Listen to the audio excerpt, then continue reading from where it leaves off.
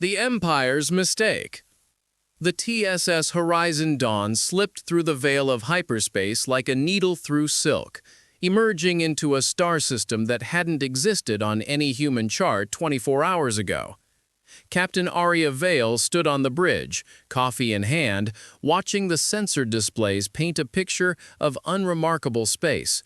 3 rocky planets, a gas giant, and a yellow dwarf star that wouldn't earn a second glance from most explorers.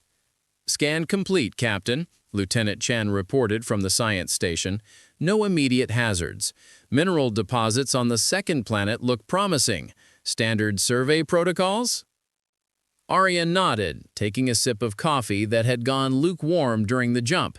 "Standard protocols. Let's make this quick," and the tactical display erupted in crimson warnings.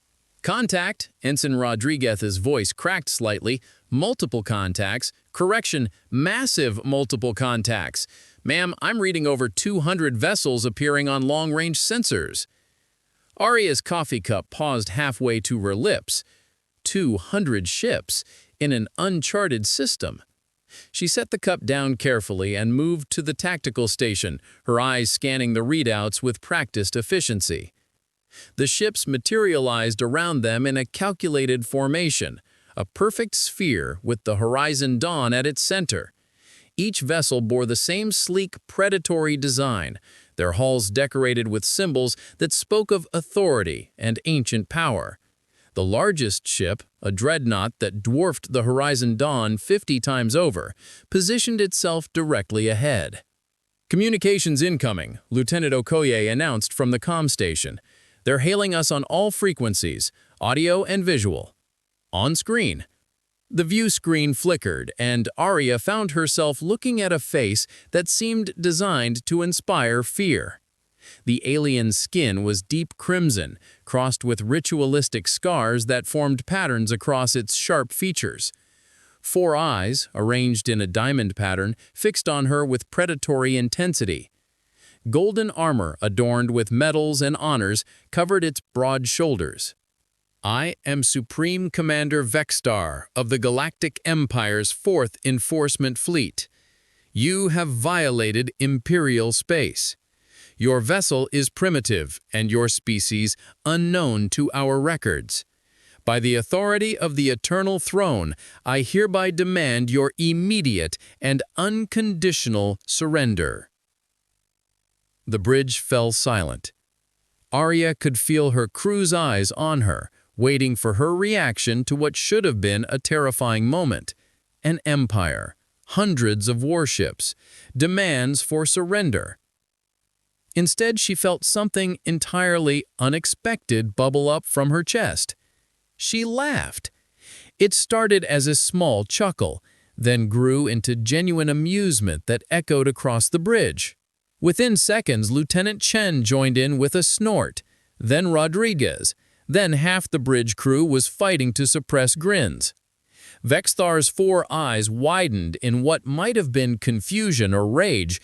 The translator couldn't quite capture the nuance. "You dare mock the Galactic Empire? Species have been reduced to ash for less." Arya wiped a tear from her eye and straightened her uniform, composing herself with visible effort. "I'm sorry, Commander Vexstar. That was rude of me. It's just, well, it's been a long day, and your timing is impeccable." She gestured at the tactical display. 200 ships for 1 exploration vessel. That's either massive overkill or the most flattering welcome party we've ever received. "This is not a negotiation." Vexstar's voice rose.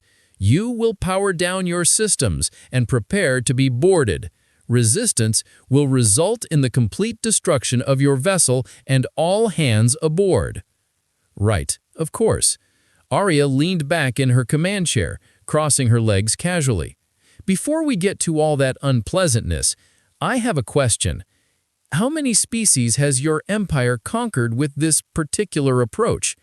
The overwhelming force, the dramatic speeches, the threats of annihilation." Vexstar's scarred face twisted into what might have been a smile.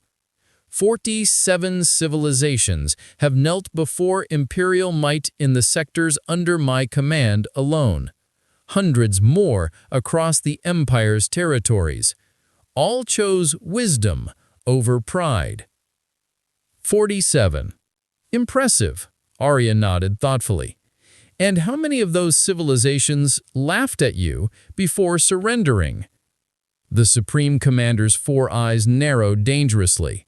None. Exactly. Arya's smile didn't waver, but her eyes hardened into something that made several of her bridge crew unconsciously straighten. Commander Vexthar, allow me to introduce you to something you clearly haven't encountered before. My name is Captain Arya Vale of the Terran Stellar Navy. That makes me human. And humans don't have a particularly good track record with empires that make demands. She stood, walking closer to the view screen until she was nearly nose to nose with the alien commander's image. We've stared down rogue AIs that could think 1,000 times faster than organic minds. We've fought wars that turned entire planets into glass. We've survived extinction events that should have erased us from the universe. And through every single one of those nightmares, we learned one critical lesson. Threats don't scare us anymore, Commander. They just make us angry. Vexthar opened his mouth to respond, but Arya cut him off with a raised hand. So, here's what's going to happen. You're going to take your 200 ships and give us a very clear corridor out of this system. We'll mark it as Imperial territory in our charts, send a polite note to our diplomatic corps, and everyone can go about their day. Or, she let the word hang in the air, or you can see what happens when humans stop laughing and start fighting back. The view screen went dark. The bridge remained silent for 3 heartbeats. Captain, Ensign Rodriguez whispered, I think you just declared war on an empire. Arya picked up her coffee and took a long drink. No, Ensign, I just taught them something new about humanity. She smiled. We don't bow. We certainly don't break. And we always strike back. The tactical display showed the Imperial fleet beginning to move into attack formation. The real lesson was about to begin. On the tactical display, the 6 small objects suddenly weren't where the Imperial sensors thought they were. They'd moved, not with visible thrust, but with careful momentum exchanges that made them appear to simply blink from one location to another. The Empire's tracking system struggled to reacquire them. By the time they did, it was far too late. Each drone had positioned itself near one of the Imperial cruisers that formed the forward edge of the encirclement. The drones didn't attack. They didn't need weapons. They simply transmitted. 6 Imperial cruisers went dark simultaneously. Not destroyed, something that would have been impossible for devices their size. No, they simply stopped. Engines died. Weapons powered down. Life support switched to emergency backup. Even their communications went silent. The entire Imperial formation rippled with confusion. What have you done? Vexthar's voice had lost its pedagogical tone. Cyber warfare, Commander. Arya's smile was pleasant, almost friendly. Those aren't weapons. They're very sophisticated computer systems that just had a conversation with your ship's navigation networks. Turns out, your encryption is quite good. I'd rate it about equal to what humanity was using 300 years ago, back when we were fighting wars against artificial intelligences that could crack quantum encryption while simultaneously orchestrating battles across entire star systems. She stood and walked closer to the view screen. See, Commander, you made an assumption. You saw our ship, small, unimpressive by your standards, and assumed we were primitive. You looked at our weapons and saw kinetic accelerators and fusion warheads, and thought we were backwards. But you forgot something important. The 6 drones began moving again, weaving through the Imperial formation like minnows through sharks. Every ship they approached flinched away, suddenly uncertain whether proximity meant infection. Humans don't build the biggest guns, Commander. We build the smartest ones. We don't win by overwhelming force. We win by making our enemy's overwhelming force work for us. Arya gestured to the tactical display. Right now, those 6 disabled cruisers, their crews are fine. Life support is stable, but every system connected to your integrated fleet network is locked behind encryption keys that will take your best cryptographers approximately 47 standard years to crack. I know this because Lieutenant Chen calculated it while you were making your demonstration speech. Chen gave a small wave without looking up from her console. You can destroy us, Arya continued, her voice hardening. That Class 7 Devastator would certainly do the job. But the moment you fire, those drones activate their secondary protocols.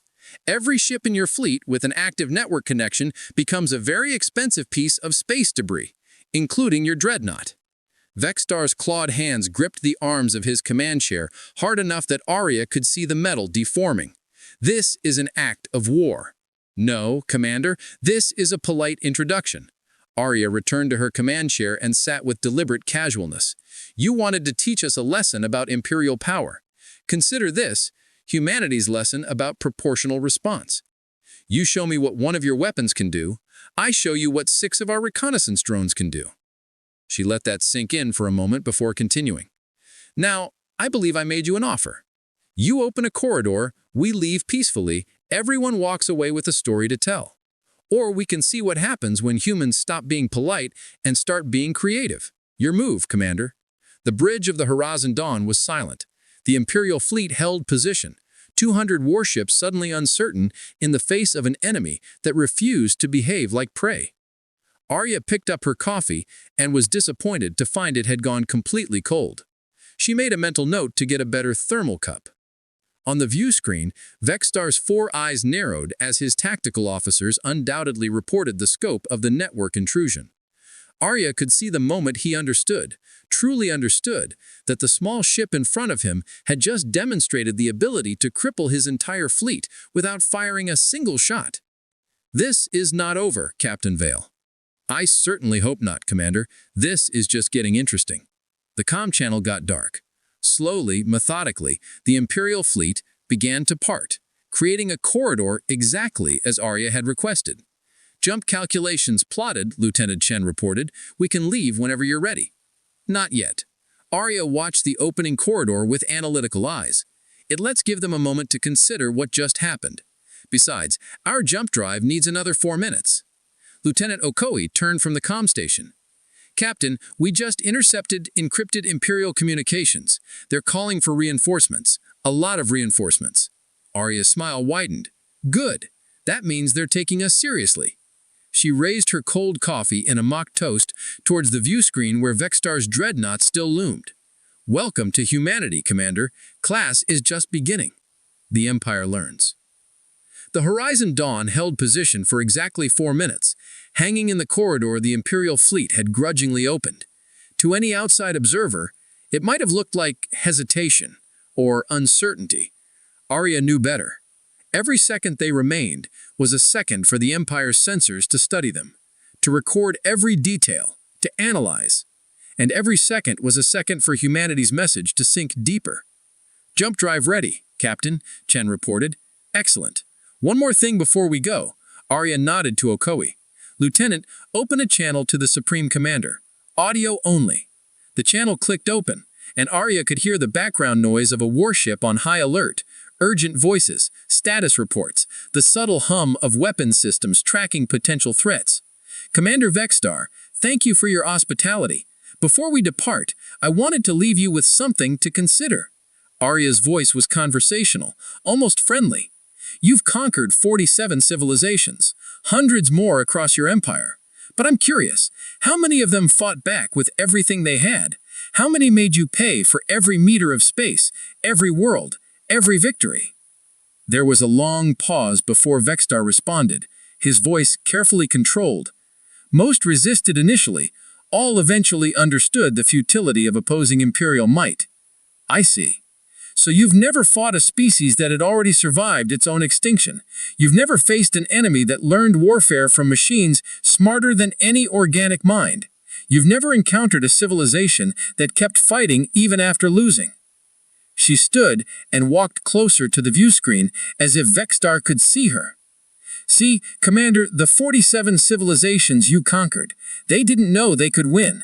That's why they lost. Humans don't have that problem. We know exactly how much damage a determined, resourceful, angry species can do to an empire that thinks itself untouchable. Is that a threat, Captain Vale? No, Commander. It's a warning. And it's a gift. Arya's voice softened slightly. You get to walk away from this encounter with all your ships intact, all your crews alive, and the knowledge that somewhere out there is a species you don't want to fight. Take that knowledge back to your eternal throne. Tell them that humans would rather be friends than enemies, but we're exceptional at both. Silence stretched across the channel. When Vexstar finally spoke, something in his voice had changed. Not fear exactly, but the cautious respect of a predator encountering another predator. Your people will hear from the Empire again, Captain Vale. Perhaps under different circumstances. I look forward to it. Try not to make it another ultimatum. We really are quite friendly when you don't lead with threats. Vale out. The channel closed. Arya returned to her command chair and nodded to Chin. Take us home, Lieutenant. Maximum speed. Let's give them something else to think about. The Horizon Dawn's jump drive engaged with a characteristic shimmer of bent spacetime. One moment the exploration vessel hung in the center of an Imperial fleet. The next, it was simply gone, leaving behind only sensor echoes and 6 small drones that had already wiped their own programming and become inert pieces of metal. Behind them, aboard the INV Eternal Dominance, Supreme Commander Vexstar stood on his command deck, staring at the empty space where the human ship had been. Around him, his officers maintained careful silence, none wanting to be the first to speak, after witnessing their commander outmaneuvered by a vessel that shouldn't have posed any threat. Analysis, Vexstar commanded, his voice cutting through the tension. His chief tactical officer, a scarred veteran of 24 campaigns, stepped forward with visible reluctance. Supreme Commander, the network intrusion was unprecedented. The disabled cruisers report that the human systems bypassed 17 layers of security without triggering a single alarm. Our best cryptographers confirmed Captain Vale's estimate. It will take approximately 47 standard years to regain access using conventional methods. And unconventional methods? We could strip the affected systems entirely and rebuild from backup cores.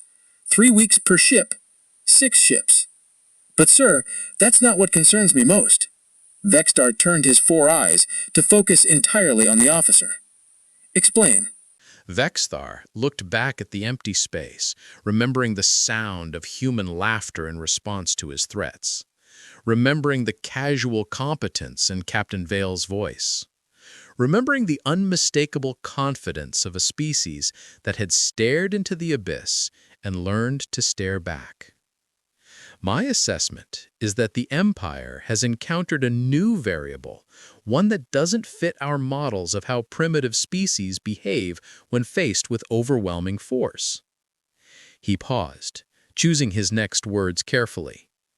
Recommend immediate diplomatic contact. Avoid hostile engagement until we understand the full scope of human capabilities. His communications officer blinked in surprise. Sir? Diplomatic contact? For a single, unimpressive vessel? That single, unimpressive vessel just disabled 6 Imperial cruisers without breaking stride, laughed at our most powerful weapons, and chose mercy when they could have chosen massacre. Vexstar's voice hardened. That is not weakness, officer. That is restraint. And restraint implies far greater strength being held in reserve. He turned away from the empty space, his mind already calculating the implications.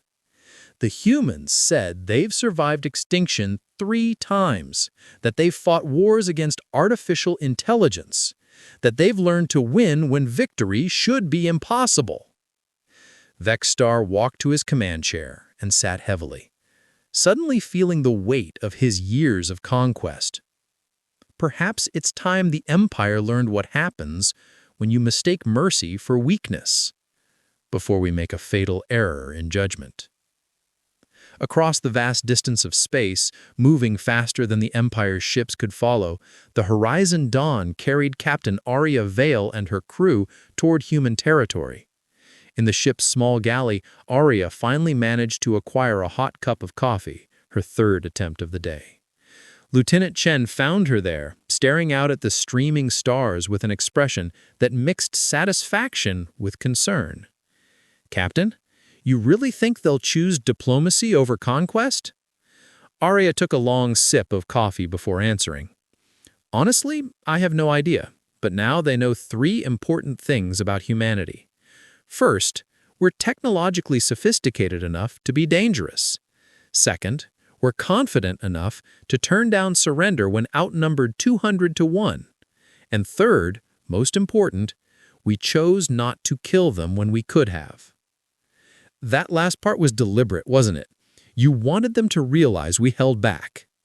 Chen, there's a very old saying, Chen. It's better to be a warrior in a garden than a gardener in a war. We just showed the Empire that humans are warriors who prefer gardens.